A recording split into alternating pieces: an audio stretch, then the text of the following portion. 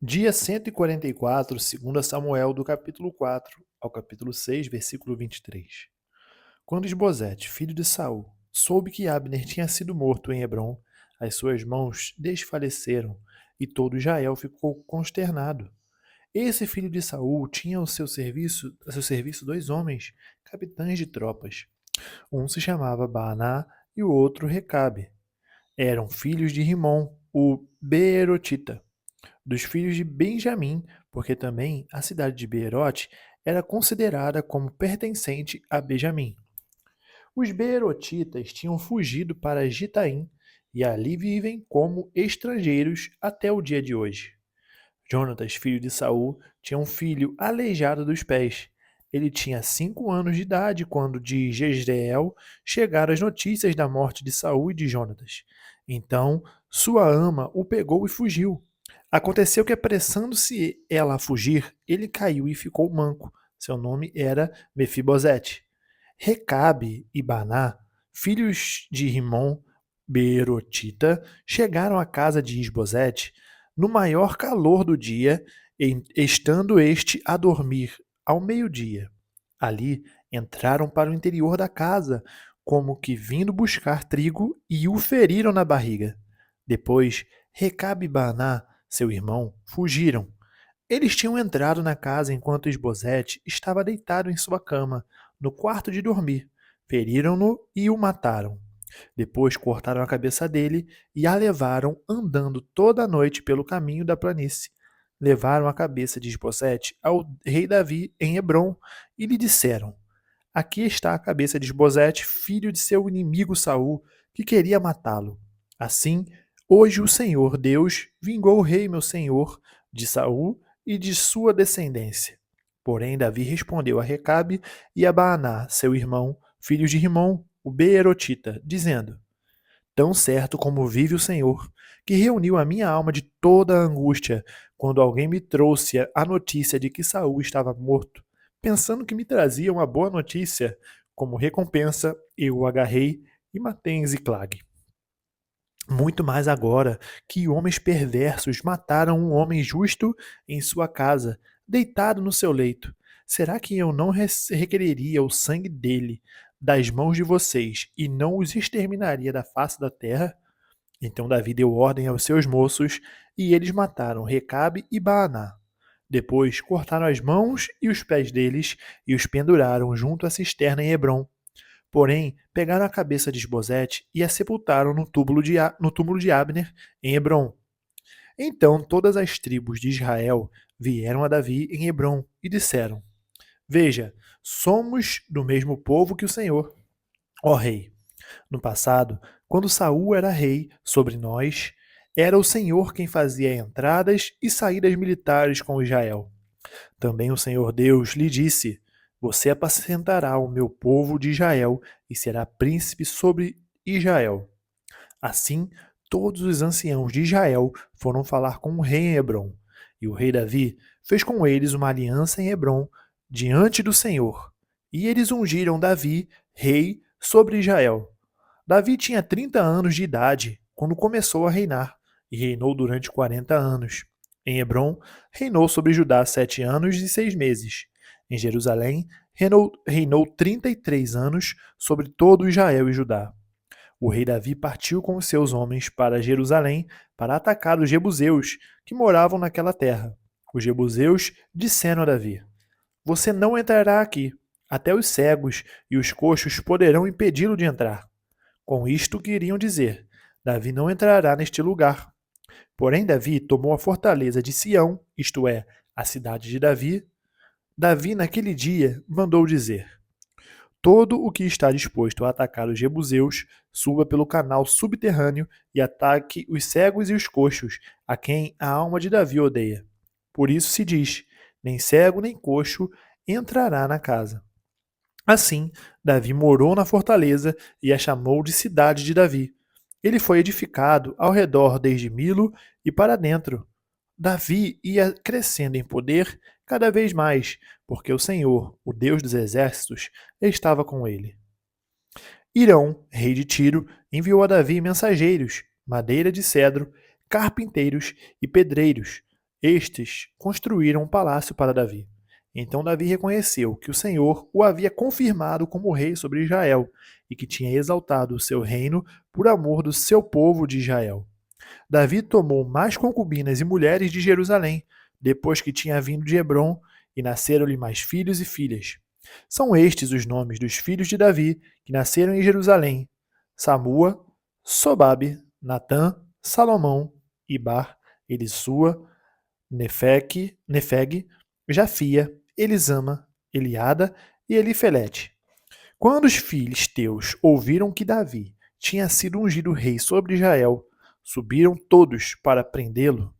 Quando soube disso, Davi desceu para a fortaleza, mas os filisteus vieram e se espalharam pelo vale dos Refaíns. Então Davi consultou o Senhor, dizendo: Devo atacar os filisteus? Tu os entregarás nas minhas mãos? O Senhor respondeu: Vá, porque certamente entregarei os filisteus nas suas mãos. Então Davi foi até Baal-Perazim e os derrotou ali, e disse: O Senhor rompeu as fileiras inimigas diante de mim, como as águas rompem barreiras. Por isso chamou aquele lugar de Baal-Perazim. Os filisteus deixaram lá os seus ídolos, e Davi e os seus homens os levaram embora. Os filisteus tornaram a subir e se espalharam pelo vale dos Refaíns. Davi consultou o Senhor, e este lhe respondeu: Não os ataque de frente, mas rodeie por detrás deles e ataque-os por diante das amoreiras. E quando você ouvir um barulho de marcha pelas copas das amoreiras, entre logo em ação.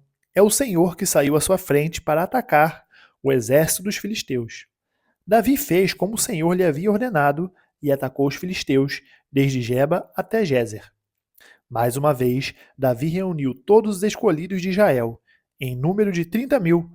Davi se levantou e, com todo o povo que tinha consigo, partiu para Baalá de Judá, para de lá trazer a arca de Deus, diante da qual se invoca o nome do Senhor dos Exércitos, que se assenta acima dos querubins.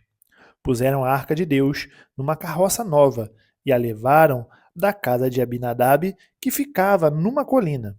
Uzá e Aiô, filhos de Abinadab, conduziam aquela carroça. Levaram a carroça com a arca de Deus da casa de Abinadab, que ficava na colina. E Aiô ia diante da arca. Davi e toda a casa de Israel se alegravam diante do Senhor, com todo tipo de instrumentos de madeira, de faia, com harpas, liras, tamborins, pandeiros e símbolos. Quando chegaram à eira de Nacon, Uzá estendeu a mão para segurar a arca de Deus, porque os bois tropeçaram. Então a ira do Senhor se acendeu contra Uzá, e Deus o feriu ali por esta irreverência. E Uzá morreu ali, ao lado da arca de Deus. Davi ficou irado porque o Senhor havia irrompido contra Uzá e chamou aquele lugar de Pérez Uzá até o dia de hoje. Naquele dia, Davi teve medo do Senhor e disse: Como poderei levar comigo a arca do Senhor? Davi não quis levar a arca do Senhor para junto de si na cidade de Davi, mas fez com que fosse levada para a casa de Obed-edom, o geteu. Assim, a arca do Senhor ficou na casa de Obed-edom, o geteu, durante 3 meses, e o Senhor o abençoou e a toda a sua casa. Avisaram o rei Davi dizendo: O Senhor abençoou a casa de Obed-edom e tudo o que ele tem, por causa da arca de Deus. Então Davi foi e, com alegria, trouxe a arca de Deus da casa de Obed-edom à cidade de Davi.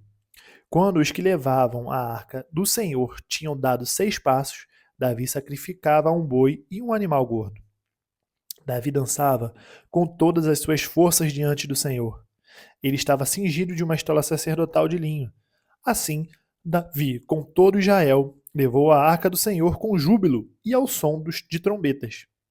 Quando a arca do Senhor estava entrando na cidade de Davi, Mical, filha de Saul, olhou pela janela, e ao ver o rei Davi, que ia saltando e dançando diante do Senhor, ela o desprezou em seu coração. Levaram a arca do Senhor e a puseram no seu lugar, no meio da tenda que Davi tinha preparado para ela. Então Davi trouxe holocaustos e ofertas pacíficas diante do Senhor. Depois de trazer os holocaustos e as ofertas pacíficas, Davi abençoou o povo em nome do Senhor dos Exércitos, e repartiu a todo o povo e a toda a multidão de Israel, tanto homens como mulheres, a cada um bolo de pão, um bom pedaço de carne e passas. Então todo o povo se retirou, cada um para sua casa.